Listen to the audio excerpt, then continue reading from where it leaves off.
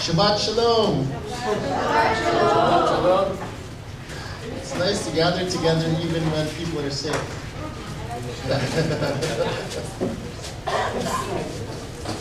I'm more thankful that you're still here. Thank you for making it to classroom today. Okay, our study today is entitled Dedicate. Dedicate, it's an English word. And I looked it up in the dictionary. And I found this definition from the Cambridge Dictionary. Dedicate, it's a verb, something you do. Hey guys, you're gonna prep me for school. Okay, this is classroom. You have to learn to be quiet. All right. To give completely your energy, time, etc. to something. An example: he dedicated his life to helping the poor.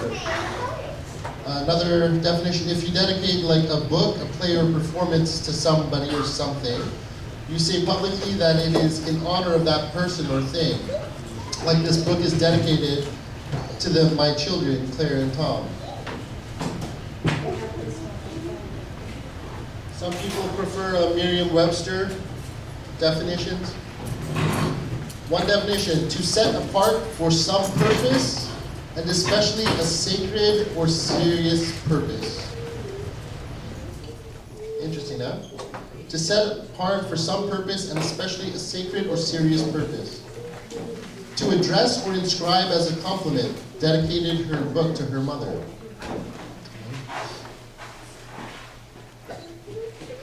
And then, of course, we have the Holman Bible Dictionary. What does dedicate look like in the Bible? All right, it's a general term that's used in the Bible to describe an act of or setting apart or consecrating persons or things to God or gods, persons, sacred work, or ends. The act is usually accompanied by an announcement of what is being done or intended, and by prayer asking for divine approval and blessing. So in the Old Testament, there were some people that were set apart. The people who were set apart included all of Israel and the priests, right? So Israel was set apart as God's people, right? And within Israel, there was this group of people that were set apart as priests, all right? Some of the things that were set apart, they included the altar in the tabernacle, images of pagan deities, like the big golden statue of Nebuchadnezzar, right? And stuff like that.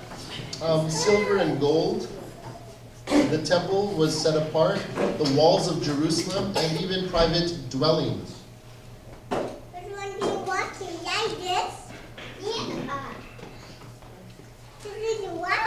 So in John 10 verses 22 to 23, in the New American Standard Bible, it says, "At that time, the feast of the dedication took place in Jerusalem. It was winter, and Jesus was walking in the portico of Solomon, Solomon's porch."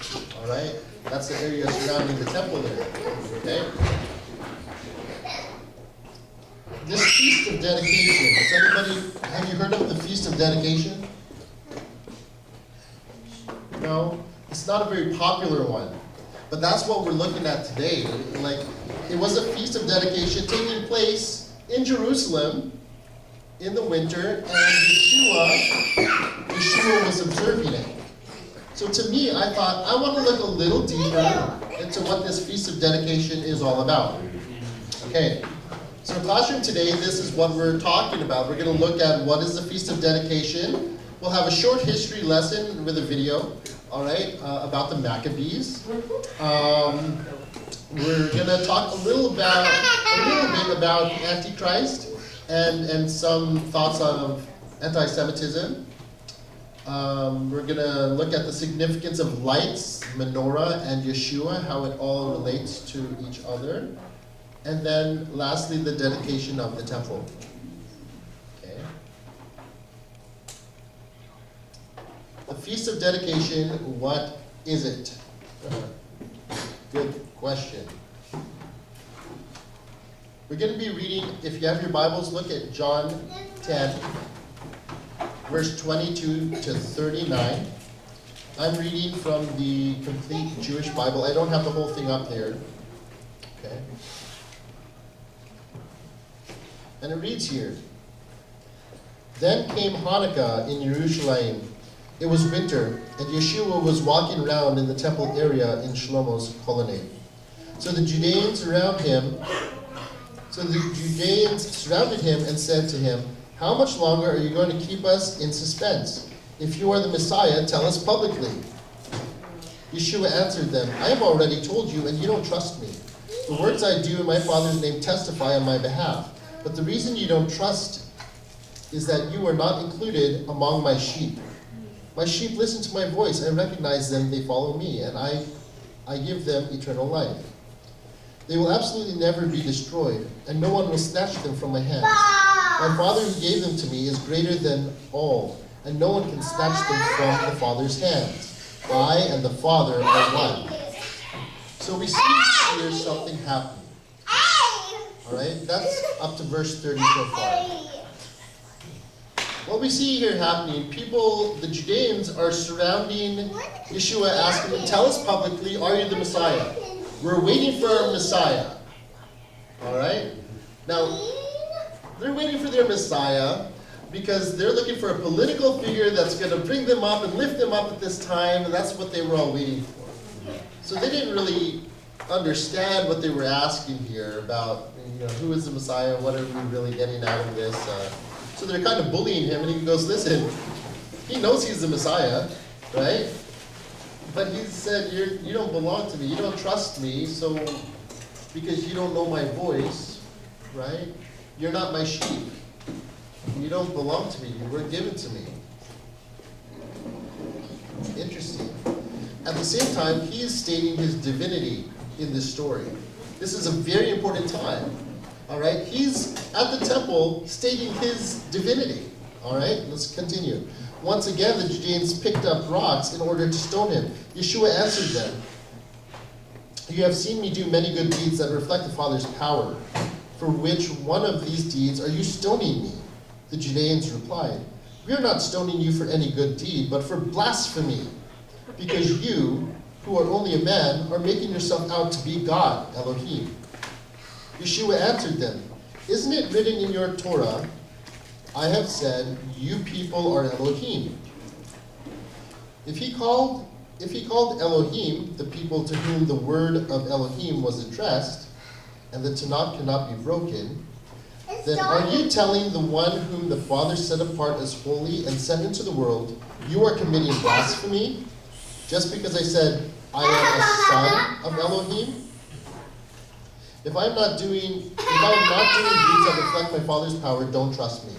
But if I am, then, even if you don't trust me, trust the deeds, so that you may understand once and for all that the Father is united with me, and I am united with the Father.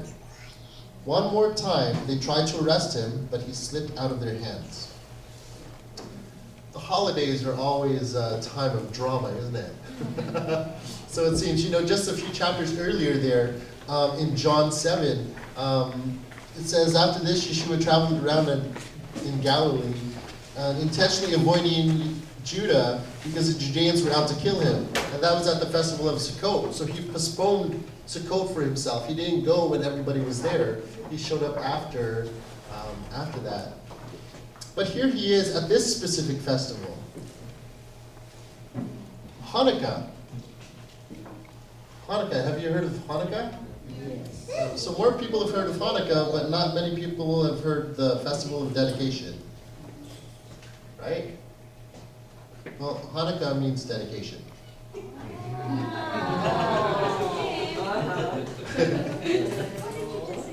Okay.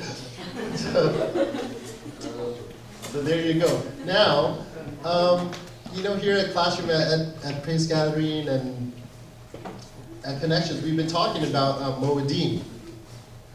And there are 7 Moedim, appointed times, sometimes 8, right? It's considered 8. But this particular festival is not part of the Moedim. In fact, this festival is found nowhere in the scriptures, in the Old Testament. Okay, this festival is a memorial to something that happened after the last of the Old Testament was shut down and before the New Testament came along. That's where all this happened. We'll look into that a little closer. So just to be clear, the Moedim are Yehovah's feasts, okay, appointed times, loosely translated as feasts. But this feast, Hanukkah and Purim, are not part of Yehovah's appointed times. But they don't go against Torah in any way. They're still honoring God for who He is and what He's done for His people. So I think it's worth looking into. Because even Yeshua Himself, He acknowledged Hanukkah. We don't see Him discrediting it or telling them, you're wrong for doing this. But we do see Him talking that way to the religious leaders of the time for other things. If He really had a problem with Hanukkah, then He would have said something and it would have been recorded for us to understand that. You ready for the history lesson? Yes. Okay, nice video. Let's watch.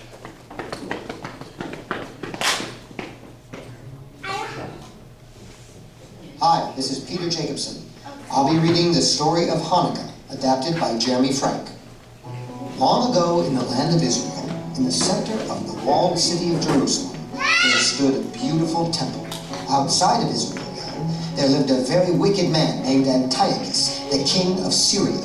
The king did not like people who had beliefs different than his own, and so he went around the world forcing his religion on all the people he conquered. When Antiochus and his army invaded Israel and took it over, he decreed that only his gods could be worshipped. He made the Jews swear that they would give up their religion and customs and follow his instead. He also commanded that all of the Jewish temples be converted or destroyed, including the beautiful one in Jerusalem. Those who refused to follow Antiochus' commands were to be severely punished. Some Jews obeyed Antiochus out of fear, but others were brave enough to refuse. Judah Maccabee was one such man. Judah and his brothers were all strong fighters who formed an army of their own to fight King Antiochus and his men. Although they were greatly outnumbered, the Maccabees fought the Syrian army with all their might.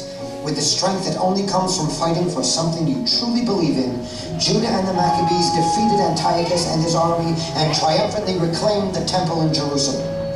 However, when they entered the temple for the first time, they were shocked to see it in shambles. The golden pitchers were all tarnished, the marble floors were cracked, and there was no oil to light the menorah. They began cleaning the temple, removing every sign and symbol of the religion that had been forced upon them by their invaders. As they worked, they found a small container of oil. They all knew the little oil they had would only be enough for one night, but then a miracle took place. Instead of going out, the lamps kept burning and burning. They burned for 8 days and 8 nights, and this way the Maccabees knew God was with them. That is why we celebrate Hanukkah every year, and why we light 8 candles in our menorahs. The end.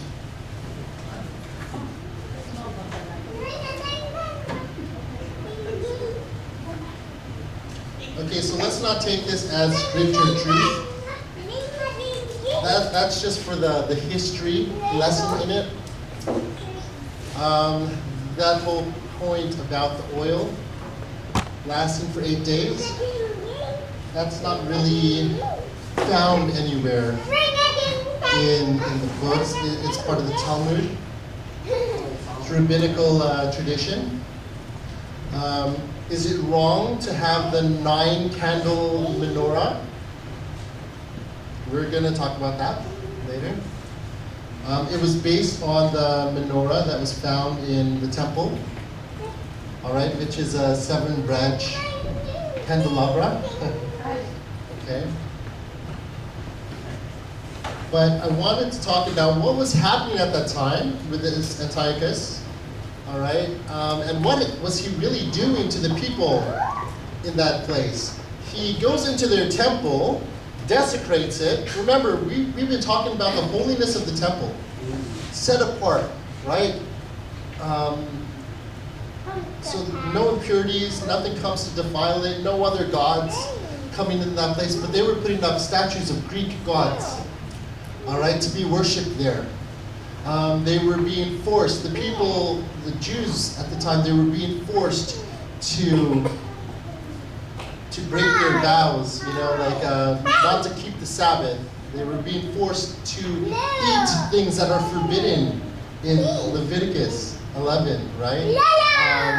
There's lots of things that they were being forced to do.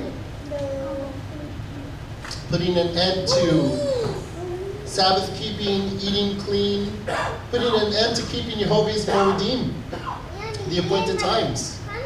All right? And circumcision. We're going to share a little bit more. This might get a little graphic. Prepare yourselves to be a little bit disturbed. But this is the reality, all right, of some of the things that were happening at the time. The sort of oppression that they were being forced to. If people didn't give up their Jewishness and start worshiping the way that Antiochus wanted them to worship, people were being killed for it, okay? So these accounts are found in the books of Maccabees. This is found in the, what's it called? Maccabees. It's not part of scripture. Apocrypha. Thank you. It is an extra biblical text, all right?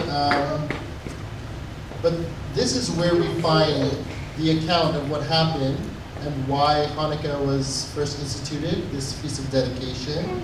All right, they wanted to dedicate the temple. But this is what they were facing, okay? Antiochus, freshly circumcised, he hung freshly circumcised boys around their own mothers' necks. Their mothers were unable to remove them, and here their little bodies rotted as a warning to others. In some cases, soldiers pushed mothers of circumcised boys off the city walls to their deaths below. Remember, the sign for the Hebrews, for the Jews, was circumcision, and that they were a set-apart people to God. At some point, they would even do a reverse circumcision. It's quite painful, isn't it?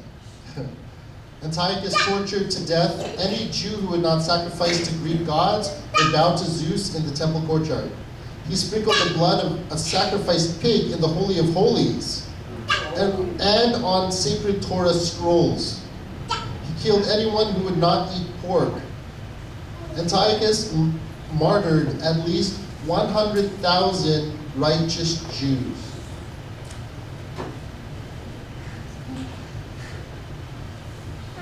This is the spirit of the Antichrist. Do you see how this is anti-Semitic, what he's doing? He's taking everything that God gave these people and he's saying, do away with that. None of that matters. Do things our way instead. Starting to sound a little familiar? We do away with the things of God so that we can do things the way the world wants to do it. And we think that there's no harm in it.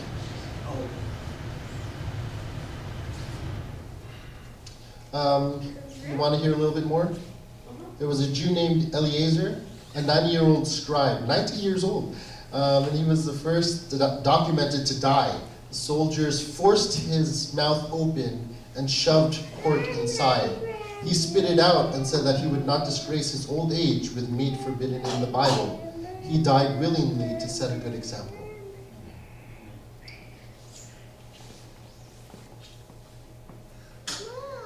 You know, I think today we don't realize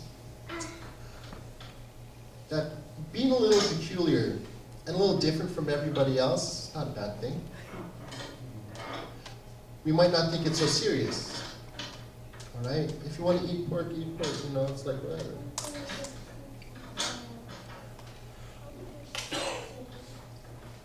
If it comes to a point, let me just ask you real quick. If it comes to a point, guys, where What if we have a leader in the world that starts to say, you can't do things the way you've been doing it anymore? They want to take away your liberties of worshiping God the way that you're worshiping God. And they try to enforce and say, no, you have to take this day as a day of rest instead of Shabbat. You have to take Sunday as your day of rest. Everybody else has to work on Shabbat. It doesn't matter, right? What if they do that?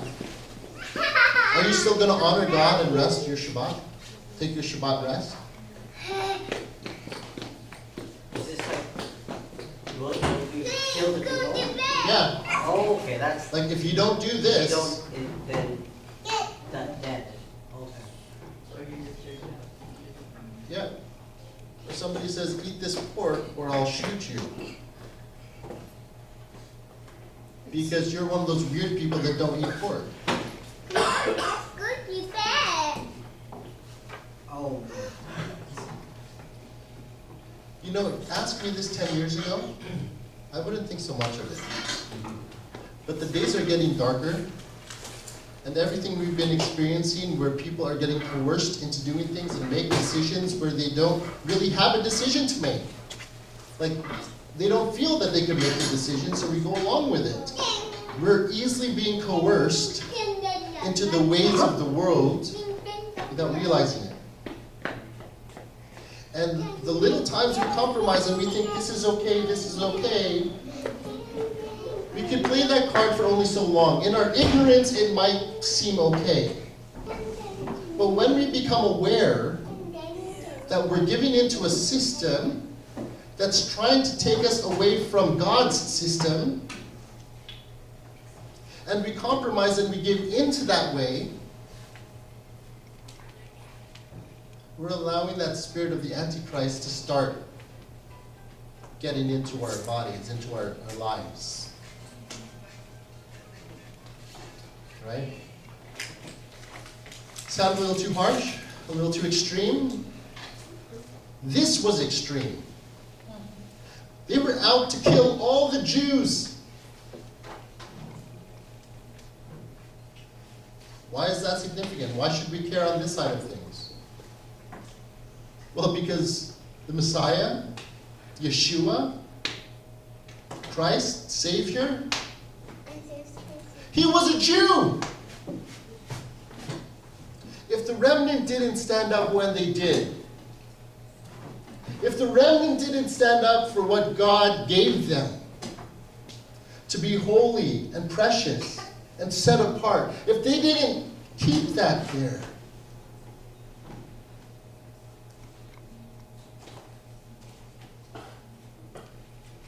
Yeshua wouldn't have come in the way that he did.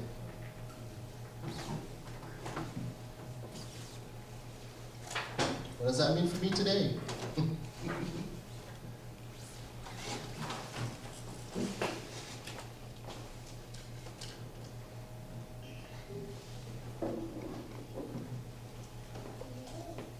Antiochus killed a mother and her 7 sons, who all refused to eat pork. Soldiers scalped the first son, cut out his tongue, and cut off his hands and feet. While he was still breathing, they fried him in hot oil in a pan. They tortured all of the brothers by dismembering and boiling them, and finally killed the mother.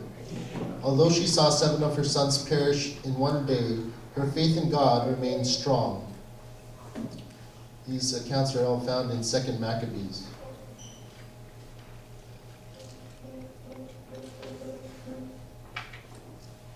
This is the value of Hanukkah, to remember the type of Antichrist and to remember our deliverance from it. These are the ways of the Antichrist. You know, the way that the Antichrist comes after us now is much more subtle. Much more subtle. But we are giving up our children to the things of the world, and it's as though they are being dismembered, they're being destroyed, and we're okay with that?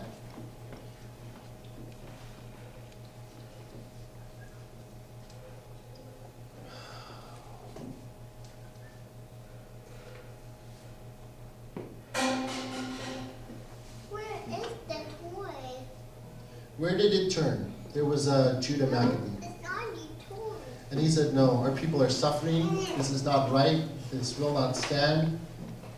He and his brothers, they went into the temple. They took back what was theirs. God gave them the strength, the courage, the boldness. He gave them the conviction to go back in and take what God said was theirs. They took back the temple. And while we don't know about the oil burning for 8 days, if that really happened or not, they definitely did spend 8 days at the temple. Because remember, in order for it to be made clean, it's at least 7 days. So they had to take time to clear out all the idols and take all the filth and all the impure things out of the temple. Okay? And they were there for 8 days, and it was like Sukkot, an 8-day celebration. Tabernacles, Sukkot, the temple, and they remembered God was with us. A miracle happened here. There's a Hebrew phrase, Nes Gadol Haya Sham, which means a miracle happened here. At Hanukkah, this is a phrase that is said over and over because they remember what Judah Maccabee did and how they stood up for what was wrong. They stood up against what was wrong with syncretizing all these other pagan images in their temple, allowing that to take place, allowing worldly things to come in and infiltrate.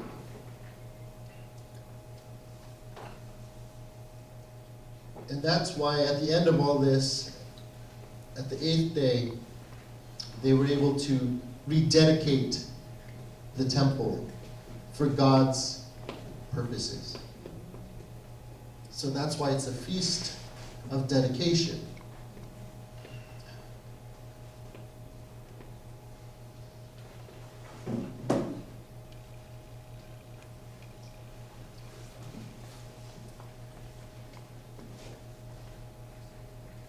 Is there anything wrong with having traditions?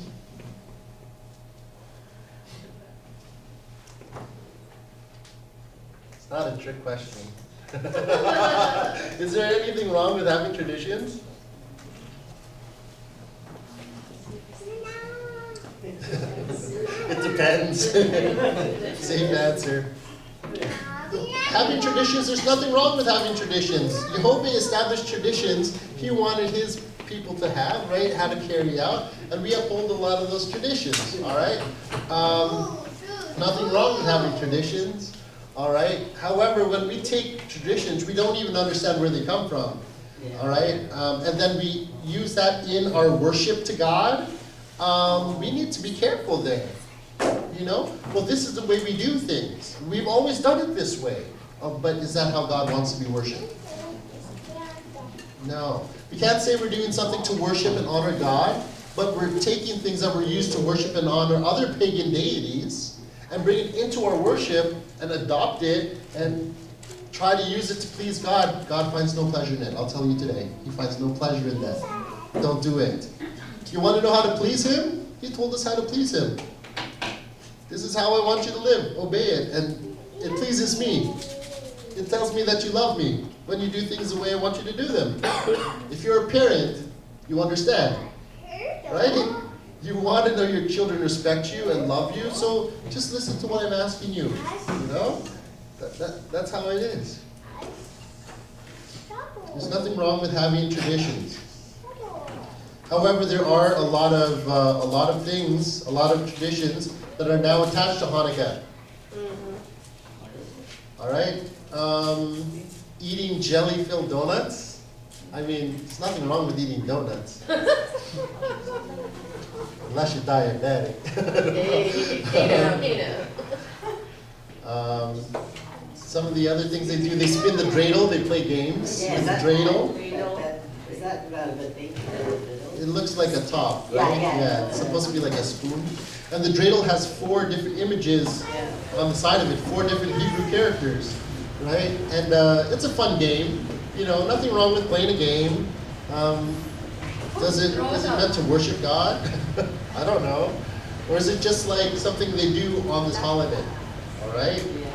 Yeah. You spin and then you either take the chocolate coins or you give the chocolate coins, or it's a fun game. It's gambling. Kind of like gambling, but What is there's more Hamsa? to it. I don't know. You see what I see? I don't know. There's a lot there. Why? Yeah. So, I mean, these are some of the traditions they have at Hanukkah, but the main one is lighting the Hanukkah, right? Oh, yeah. The 9 candles. It's really 8 candles plus 1. All right, the plus 1 is used, it's a helper candle, the serving candle to light the candles. And each night you'd light 1. And then the next night you'd light 2. And then the next night you'd light 3 for the full 8 nights. And you'd put the Hanukkah in your window, the front window, so everybody knows, oh, these people are celebrating Hanukkah. They're believers in the God of heaven. Not much different from at Christmas time we put up Christmas lights and everyone, oh, they celebrate Christmas, right? Something similar. At Christmas time we have a lot of our own traditions as well, right? I'm not going into all of that today. We've studied this before.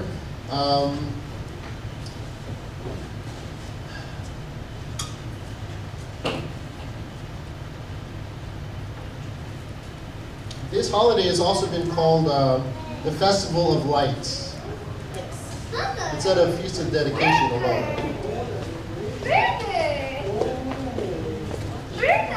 Why the Festival of Lights? Did that come up just after the story of Hanukkah with the oil burning for 8 days? I don't know. I'm not sure exactly where it comes from. But when we look in the Bible and we read about light, light is strewn throughout the Bible.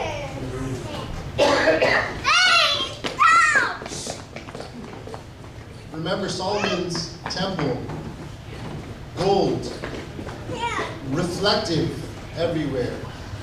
When the menorah was glowing, bright, it would reflect and illuminate the temple.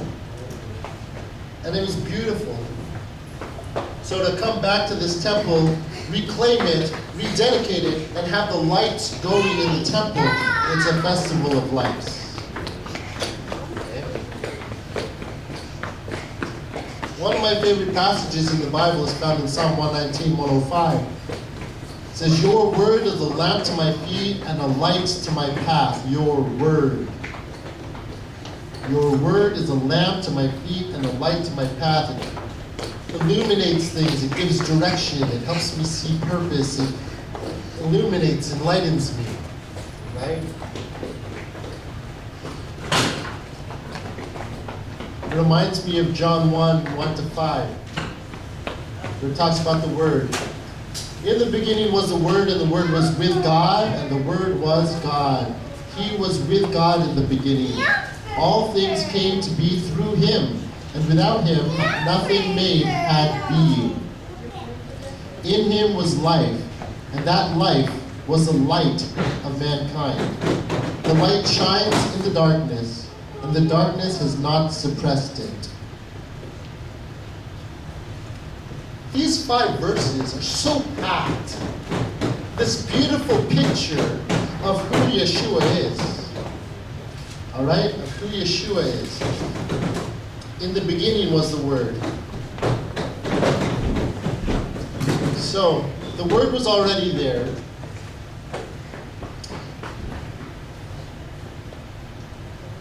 And John writes about the Word as this person. All right? We know the person of Yeshua when he came as a child. Right? Christians take Christmas time to celebrate the birth of Christ. All right, that's why they say they celebrate Christmas. All right. And so many of them are like, no, this is Christmas, and the Jews have Hanukkah and we have Christmas. And they don't really regard Hanukkah at all, because that's just for the Jews. Is it just for the Jews?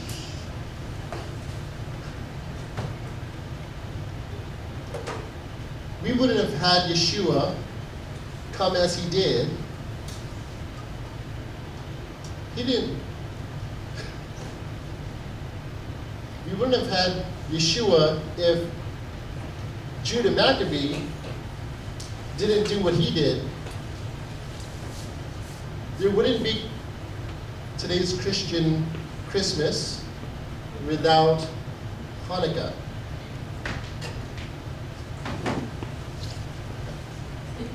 Are you getting it? Like, yeah.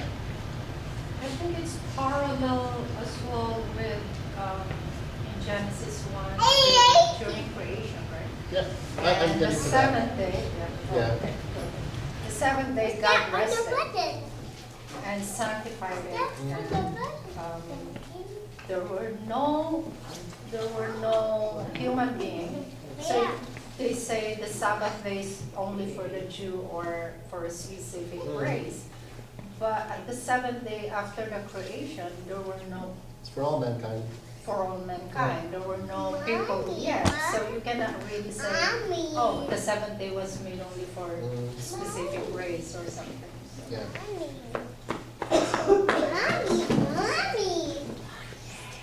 Okay, so looking here again, in the beginning was the Word was with God, and the Word was God. He was with God in the beginning. All things came to be through him, and without him nothing made had being. In him was life, and that life was the light of mankind. The light shines in the darkness, and the darkness has not suppressed it. Genesis 1, verses 2 to 5. In the beginning. Right? The earth was unformed and void. Darkness was on the face of the deep, and the Spirit of God hovered over the surface of the water. Then God said, "Let there be light." And there was light. God saw that the light was good, and God divided the light from the darkness. God called the light day, and the darkness he called night. So that's at the beginning. If you go all the way to the back of your Bible in Revelation, all right, in John's vision as it was appeared to him, Revelation 21, verses 22 to 25. I saw no temple in the city, for Jehovah, God of heaven's armies, is its temple, as is the Lamb. The city had no need for the sun or the moon to shine on it, because God Shekinah gives it light, and its lamp is the Lamb. The nations will walk by its light, and the kings of the earth will bring their splendor into it. Its gates will never close. They stay open all day, because night will not exist there. The light was good. He separated the good from anything that would make it not good. He called the light day, called the darkness night. He says, walk in the light as children of the day.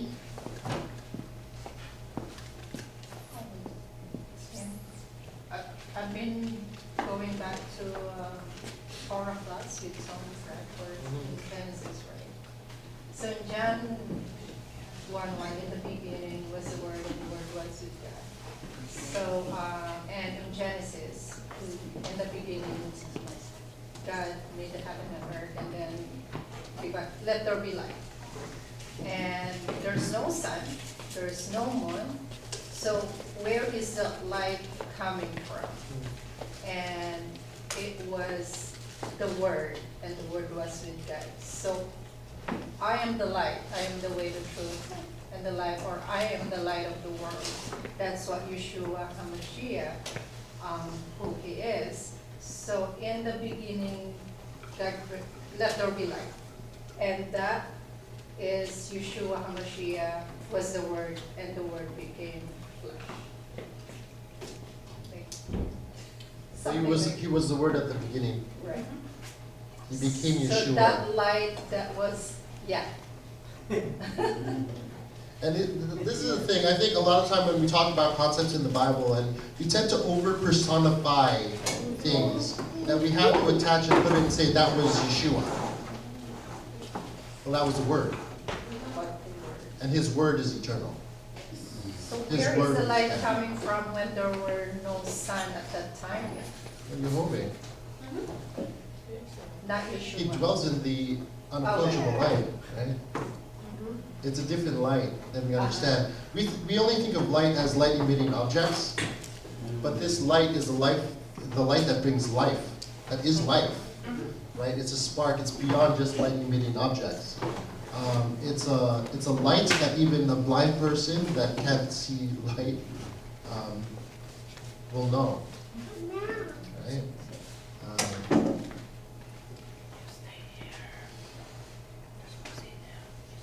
Yeshua spoke to them again, I am the light of the world. Whoever follows me will never walk in darkness, but will have the light which gives life. John 8:12.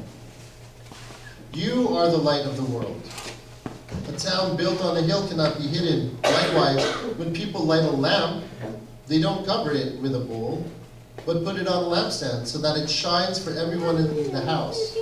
In the same way, let your light shine before people so that they may see the good things you do and praise your Father in heaven.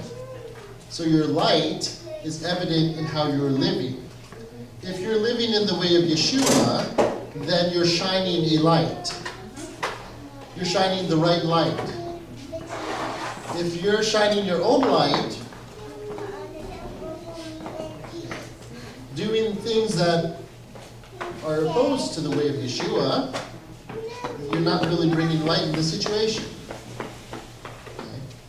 Okay? Don't you know that you people are God's temple, and that God's Spirit lives in you? So if anyone destroys God's temple, God will destroy him. For God's temple is holy, and you yourselves are that temple. Believers, you are that temple. Okay. Oh, no. How have we been desecrating the temple? How have we been desecrating The temple. the temple? Oh.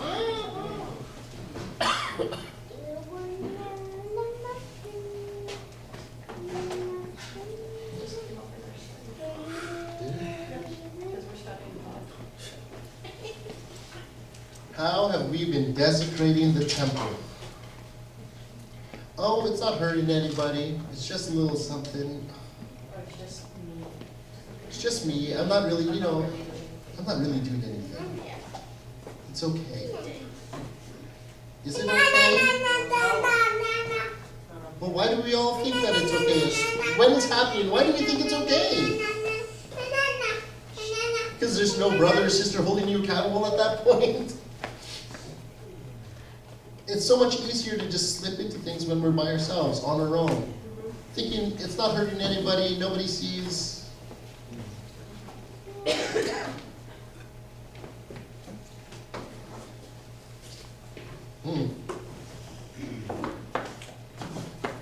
You are the temple of God. God dwells in you. Oh, I'm not going to pretend like I'm a perfect human. No way. I'm not out here trying to say, you guys are doing it wrong. Come on, do it like me. I'm not saying that, man. I'm doing it like you. It's hard. It's hard to always try to live up to that standard. I admit it, it's difficult. That's why we need His help. That's why we need His help. We're a work in progress. He's like, we got to work out our salvation with fear and trembling, but with fear and trembling. Right? It's not working out your salvation and just hoping at the end you did enough good that you get to cross into the good side. You know? The question comes up, do I need to rededicate my life to Christ? You know?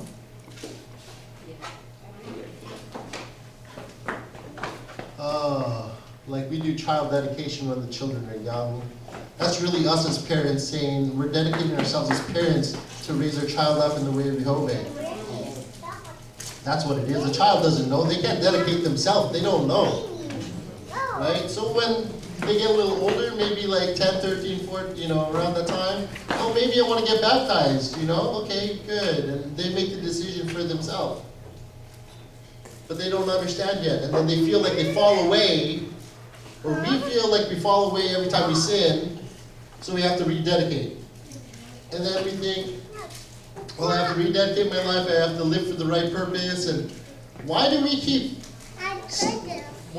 stopping from living with the right purpose? Why is our life so separated that we're not dedicated to God? Is that clear? Is that clear? Is that a clear question? I don't know how I phrased it okay. It's because we're not continually renewing our minds. Renewing our mind is different from rededicating. Yeah. Because when you think of rededication, it's like the concept of rebaptism, right? And it's that whole, it was never an expectation that if you slipped away, you couldn't come back again. The reason why we keep on slipping is because we try to do the good, but we do it without the source. So we're trying to do all of these things that we think is the good, and we start to follow our own little light when we're not really following the bigger. Yeah, I think you're right on there. Yeah. I was going to touch on rebaptism as well.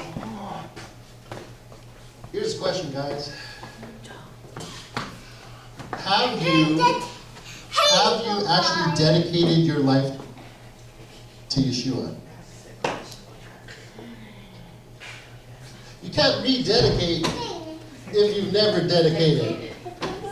The temple was dedicated for God's purposes, and it was like, keep that place holy. Keep that pure. All right? Keep it clean. Don't defile the temple. All right? And it got desecrated with other gods. That's why at the Feast of Dedication, that's why they needed to rededicate the temple. So it could once again serve God's purposes for his people. That way, yes. There's a training that I'm doing, and he said something that really stuck out to me. He was talking about training, right? And I think it applies here because he said, is training something that you did, or is it something that you do? Right? It's like when you dedicate, it's like how many times do you charge your phone? When it's brand new, it might last longer, but you charge it one time, right? You read your Bible once, oh, I read it, right? I prayed, I baptized myself, right? Or is it something that you continually do? How many times do we charge our phone? Yeah. And we expect to read our Bible one time? Oh, I read 5 minutes today. That should charge me for the whole week, right? Or that's good enough for the day. It's like constantly, right, those breath prayers, constantly connecting to God. It's like, we can't expect to just make this big decision. I got baptized, I joined and I did this, and then what? It's like once saved, always saved. It's a mentality, right? It's something that, what did he say? You have to die to yourself daily. Daily dedication. I think, you might have missed what Louis was talking about, the renewing of the mind, Yeah. right? We could dedicate ourselves for a purpose, but we need fine-tuning, Yeah. all right? But really, the believer's life isn't supposed to look like we keep falling away and we have to keep coming back. No. The believer's life is walk with me, abide with me, stay with me, trust in me, He's never leaving us. Why do we keep leaving him? That's like being in a marriage and saying, oh, well, you know what? I'm going to step out for a while, do something else, and come back every night. Every night. Wow, you rededicate every night. Good for you. I'm going to go and be with some other person's spouse, and I'll come back to you. At least I come back to you. Isn't that what we do with God?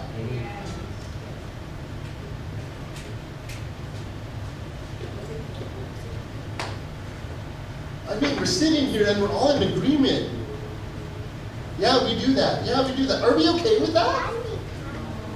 I really hope you're not okay. If you are okay with it, I hope this is going to bother you for a little while. At least a little while. All right, enough to get us looking at stuff. What does it look like to live a life set apart to God? I mean, these are the questions we need to ask. All right? Like, can people look at you and tell that you're a follower of Yeshua? Can they tell that you trust and believe in him and have faith? Only if they know what that looks like. Only if they know what that looks like. Are you a light in a dark place? When someone's struggling, you know, I hear this one a lot, you know, God allows you to go through things, and when you go through it and he brings you through and, you know, you rise from that, you know what he's done for you. You can help somebody else in a similar situation down the road. Like, that would be the ideal ministry, right? That could be a light. You could be a light in someone's dark situation because you've been there before, all right? I hear this all the time. I don't have to go through something in order to help somebody else going through something I've never been through. But I could point them to the light that will help them in their darkness. I could be a light in a different way. You know, some people think they want help the way they want help. And that's the only thing that's going to help them. And I say, nay, nay, there's another way. There's another way. First of all, I believe there are useful tools. Yes, you can have useful things to help you when you're stuck in a difficult situation. And those tools are great, they're just tools. And God could use anything as a tool to help in a dark situation. He could use you as a tool to help in somebody else's situation. The important thing is that those people don't see you, but they see the good that you're doing, they see the light that you're bringing, they see and get a taste of God through what you're bringing. The dirty temple will not reflect and shine the light of God's menorah. If we keep putting on trappings of other things in our life that are defiling the temple, then we will not shine the light of God. You know our community prayer? Make us holy children of the light. We serve your kingdom purposes. That is a prayer of dedication. It's a reminder that we are dedicated to God for his kingdom purposes. We go back to this definition. To be set apart for some purpose, and especially a sacred or serious purpose. I love that definition. It's true, that's what it is. Are we set apart for God's purposes? Or are we just using God so that things work out well for us?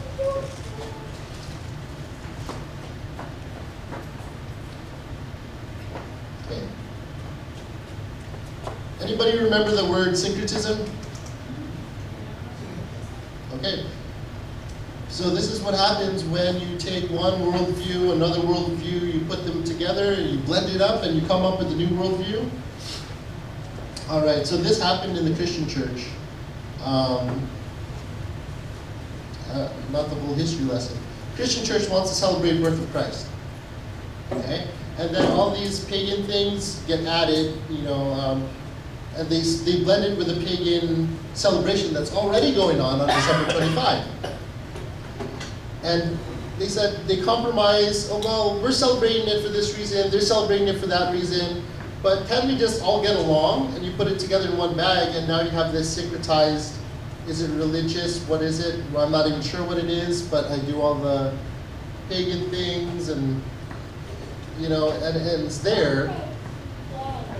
Remember, pagan just means of non-Hebrew origin, right? It's not like devil things, But it's not the way that God wanted to be worshipped, okay? This is why I think it's no mistake that Hanukkah and Christmas are so close to each other. Yeah. Because you think about Hanukkah, it's standing up against syncretism. How are they going to worship another god in their temple?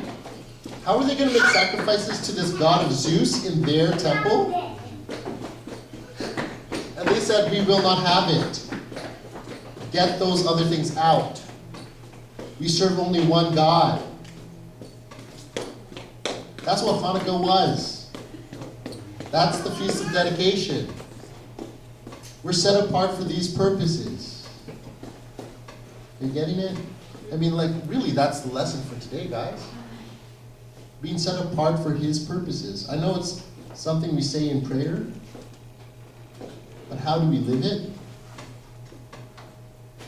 It sounds nice. It makes us feel good. I'm living for God's purposes, but are you?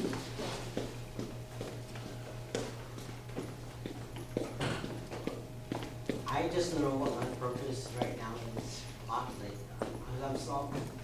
I think I've completed 1 year of Torah.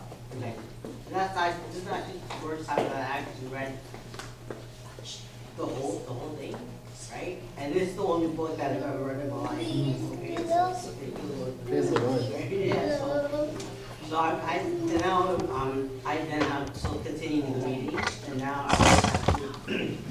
just don't know what my purpose is. We'll talk. Okay. Yeah. It's one thing to have our goals shifted, another thing to live with purpose. Yeah. The only purpose I seek out is a purpose God has. And it's not even just for my life. His purposes are His purposes. Yes. And I ask Him, Lord, how can I step into your purpose? Okay. All right. My purpose in life is to serve Him. Yeah. And that's why I love when we sing, Make Me a Servant. Right? If my purpose is to serve Him, then all I have to do is go to my Master. All right? And live the way that He has me live. That's all. Torah is life. Say no to syncretism. 2 Corinthians 6:14-16. Do not yoke yourselves together in a team with unbelievers, for how can righteousness and lawlessness be partners? What fellowship does light have with darkness? What harmony can there be between the Messiah and Belial? What does a believer have in common with an unbeliever? What agreement can there be between the temple of God and idols? For we are the temple of the living God. As God said, I will house myself in them, and I will walk among you. I will be their God, and they will be my people. Say no to syncretism.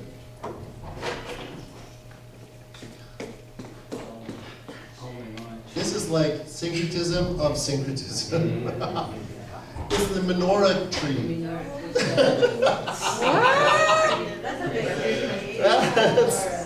They're like, hey, if Christians could have the Christmas tree, we want to light things up too. And put Christmas decorations on the menorah. That's just, I saw this picture, I'm like, this is ridiculous.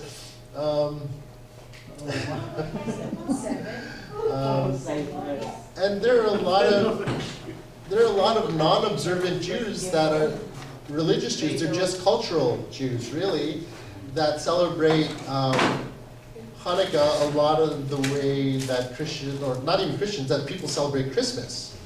All right, and it looks like the same thing, but they just have different And look at this, you know?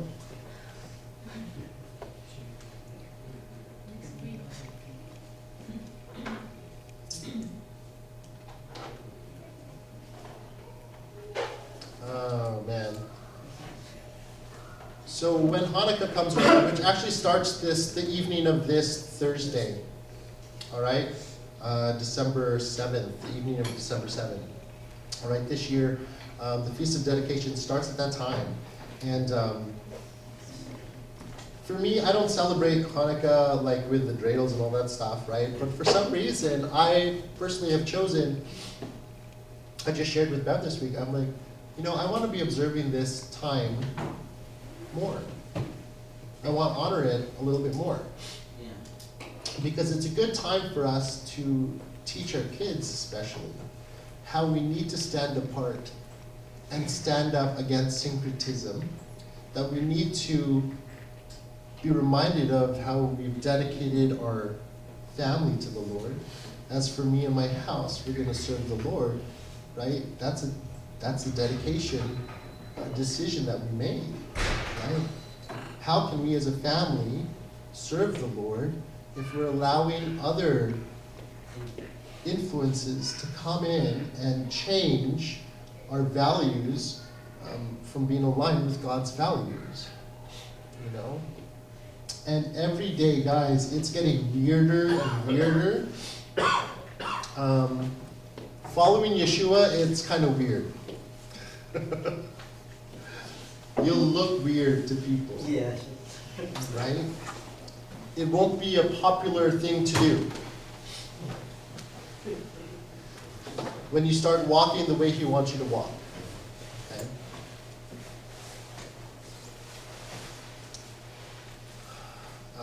Yeshua said, you follow me, you will have the light of life.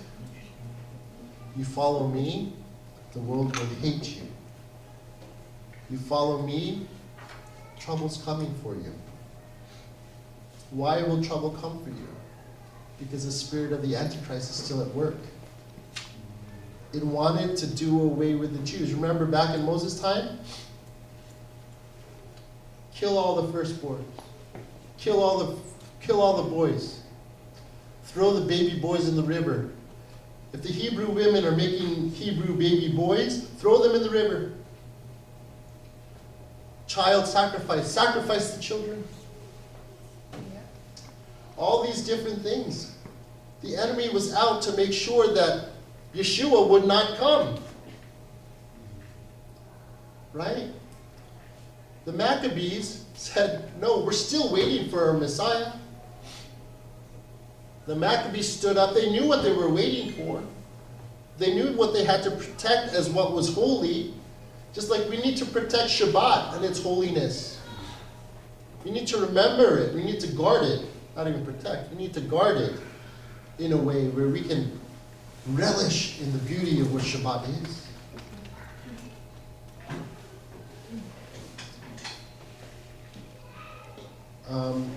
Eating clean, it's not going to save you, but it does honor God. Oh, yeah. Right? Keeping His appointed feasts, it won't save you, but it will honor God. Celebrating Christmas and Easter won't save you, but that doesn't honor God. You know, a lot of Christians, they go to church only at Easter and Christmas. That's the holy day for Christmas, for Christians. All right? They bring the whole family, Christmas and Easter at the church. And these are the two things that are trying to replace Yehovah's Moedim, Yehovah's appointed times. So, I don't think it's so bad that at this time of year, Hanukkah and Christmas are so close together. And Hanukkah, it always comes before Christmas. Christmas 25th of December. Hanukkah is always on the 25th of the month Kislev. Kislev. Oh, alright. Okay? 25th. Ah, look at that. Celebrate a different 25th. The Hebrew 25th, okay? just as a reminder, guys. It's not even about it's not a holiday that we need to uphold, but it is a time, it's a marked time, a memorial to remember how God is faithful in protecting and providing for His people. He's faithful to His promises.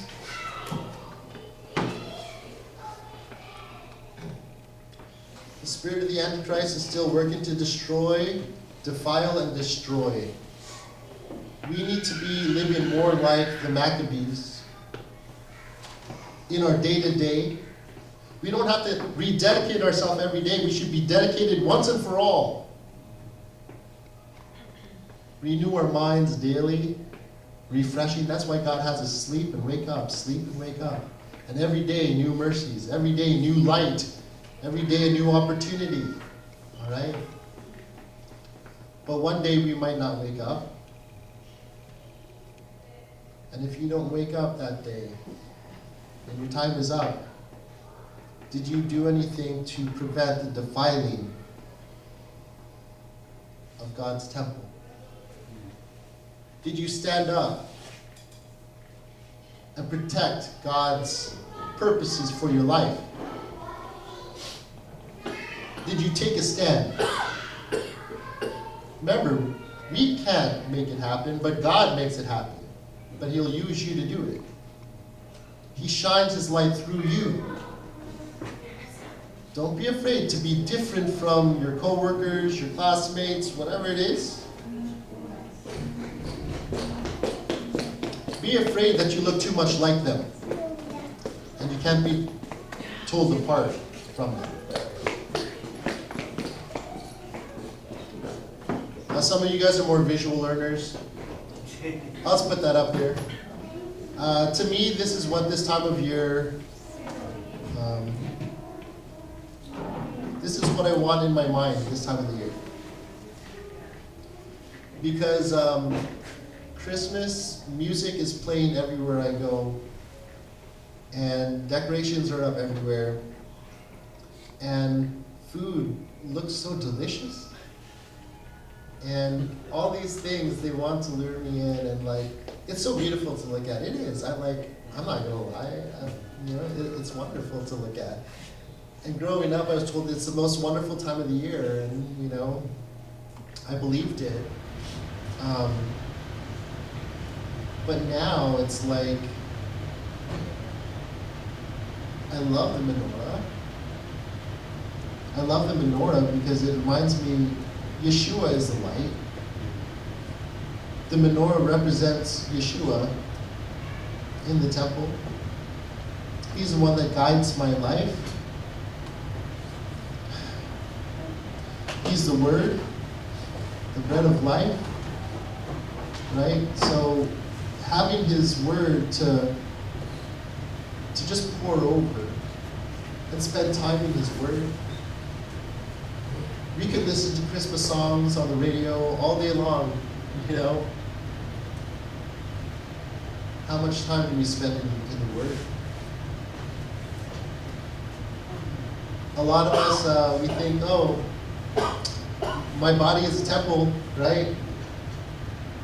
And we defile it in lots of different ways. But this time of year, I want to be looking at my life as one that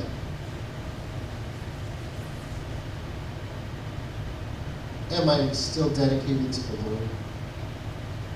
And that's a question I want to be asking myself, ask my family every day, during this time of the year especially. Is our life still dedicated to the Lord? Have we allowed anything to come in that will take us away from Jehovah? Let's get it out. Let's get that stuff out.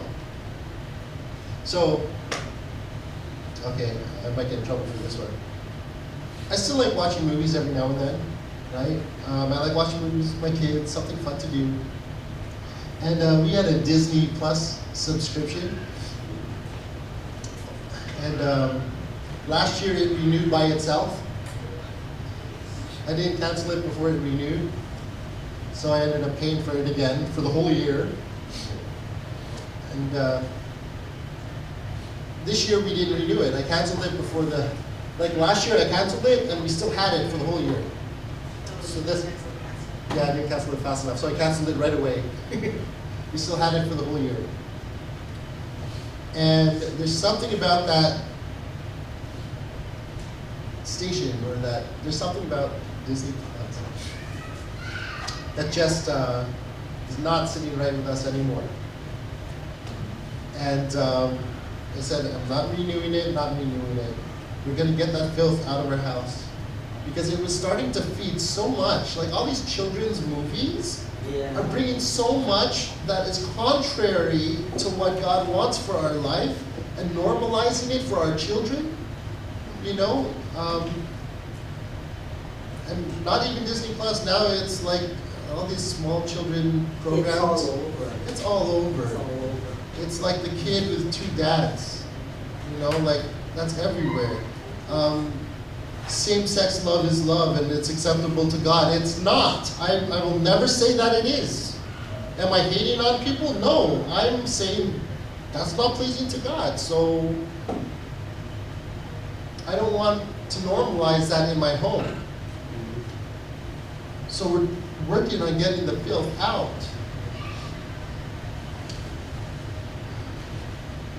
Anybody identify with any of that? Maybe there's music that you used to listen to.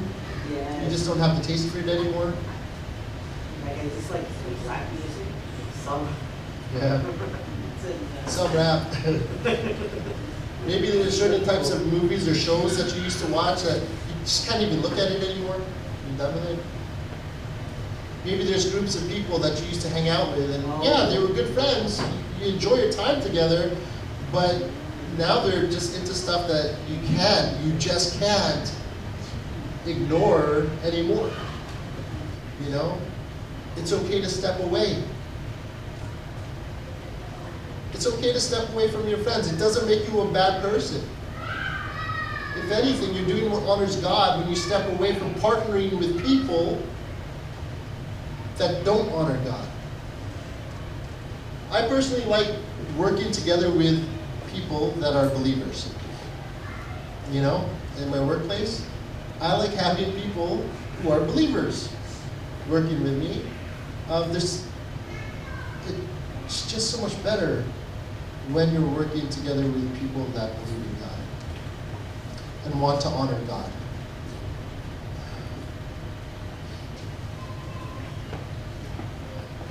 I'm just talking now, guys. This is classroom. It's not a sermon. Do you have any questions about anything that we talked about today?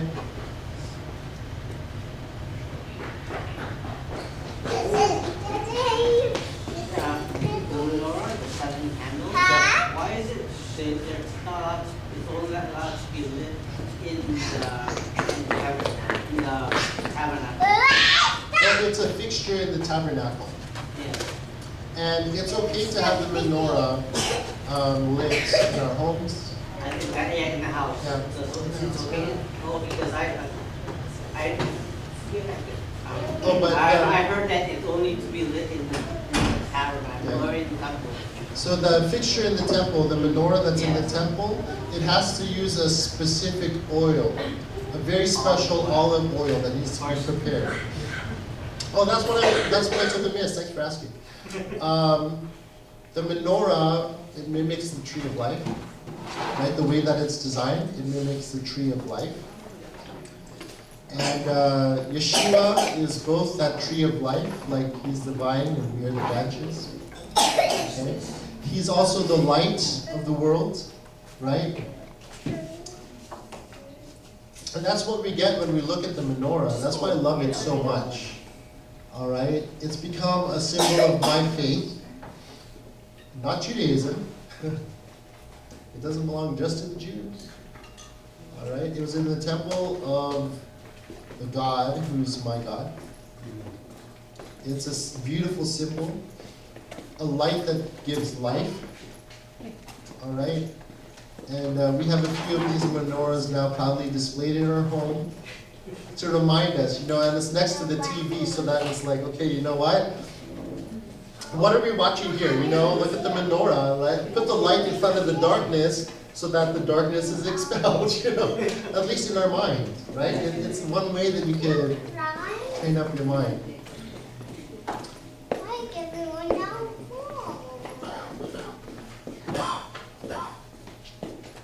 Alright, traditions by themselves are not evil unless they contradict the word or replace the appointed times.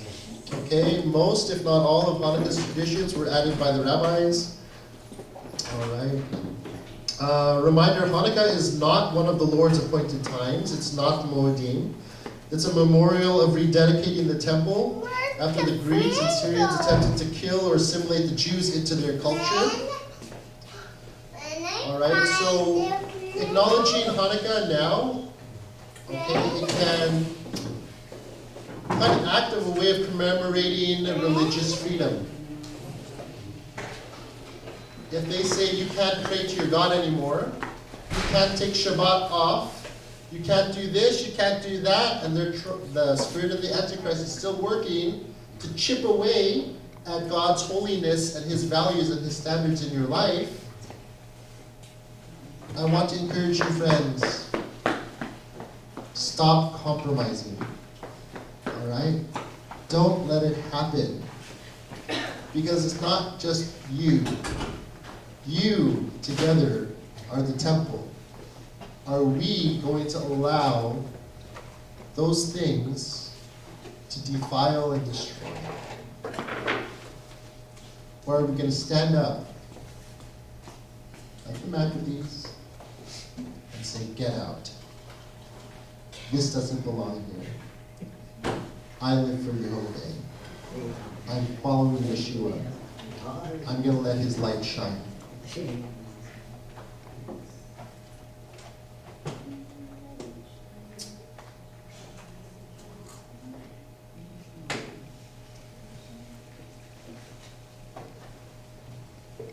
Any questions, comments? All good?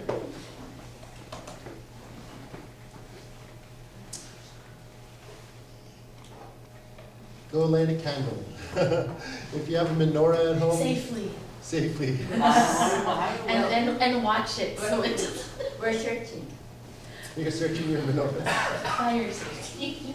I personally, Bev and I, we do not keep a 9-branch menorah. We don't have the Hanukkah. We only have the 7-branch menorahs in our home right now because we haven't really decided to get into all the stuff. Where's the 9 branch? 9-branch because of the 8 nights. The 8 nights of the Helper candle. So that's a Hanukkah menorah. Oh, that's just for Hanukkah. Yeah. The 9 branch is just for Hanukkah. Yep. Oh, okay, thank you. The original candlestick. So next week we have classroom. Next week we have classroom. It will be Hanukkah during that time. See how it goes. I'm gonna start observing it in whatever way and ask God to help me figure this one out because I don't know. I don't want to just look at other people's traditions and copy them, you know, like, oh, what are the Jews doing? Let me do what they're doing. I'm like, no, I want to ask God what honors you in this, all right? And I'm gonna stumble forward in faith, and I don't have all the answers, and I'm sharing this with you guys. This is exciting for me personally. I hope some of you might get excited about this time of year. I know some of us might still be grieving that we no longer celebrate Christmas. Some of us have made that decision for our families. We're not. All right? You guys aren't, We're good. you're not grieving anymore, it's done. Economically, it's, Yes. We got the divorce. No, but You you know- didn't say, where are we at Christmas? it was almost like pulling teeth though, right? When we stopped, right? No, we're not going to get together. Yeah. Yeah, you know, we were asked to come to a family gathering again this year, and I guess we've never explicitly told them that we don't celebrate Christmas anymore. And as much as it's a family gathering and we would love to see the family, I had to let them know, listen, we made a decision a couple of years ago that we're not attending any gatherings for Christmas. We don't want our children to become confused with all the stuff. And they were respectful about it, respected it. And as much as we want to be with the family, we really don't want to compromise what we've decided, because we don't know for ourselves either.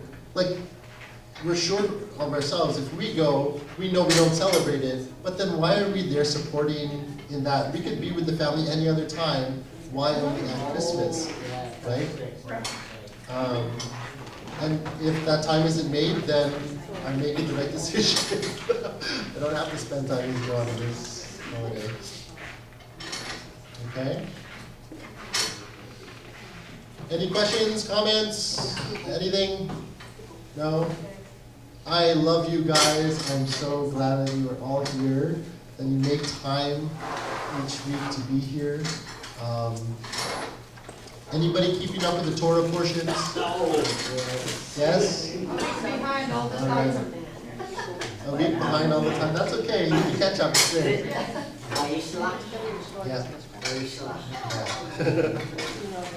All right. This week it was Jacob and Esau when they met up again. That was really cool. I really liked this week's Torah portion. If you haven't gotten into it yet, please read it. Stay on track. All right. Spend time with your families discussing it. I'm going to talk with my kids about it later. See if they read the Torah portion this week. Yeah? Yes, you did. All right, guys. I love you guys. Next week, classroom at 12. And